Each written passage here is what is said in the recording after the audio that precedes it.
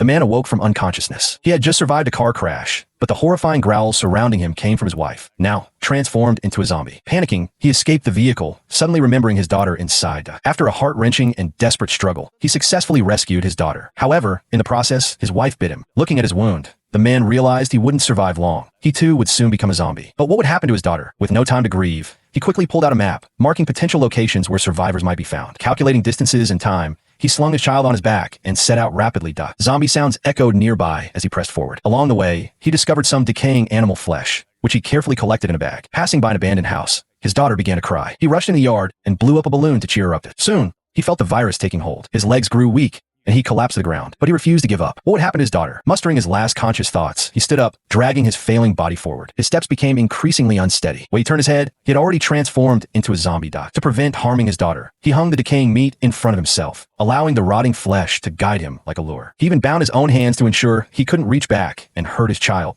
Drawn by the meat, he finally reached an open area. A gunshot rang out, and he fell. 3 survivors approached, confirming his death. 2 of them turned and walked away. The remaining woman noticed the decaying meat on a stick in his bound hands. Puzzled by the strange scene, her companions urged her to leave. Just as she was about to go, a baby's cry broke the silence. She quickly turned back, pulling aside the man's clothing to discover the child lying on the ground. Written on the baby's stomach were the words, "My daughter's name is Rosie." In the end, the child was saved, protected by her father's ultimate sacrifice. To honor his memory, the survivors buried the body of this extraordinary father, guided by decaying meat, struggling forward under impossible circumstances. How could such profound paternal love not move one to tears?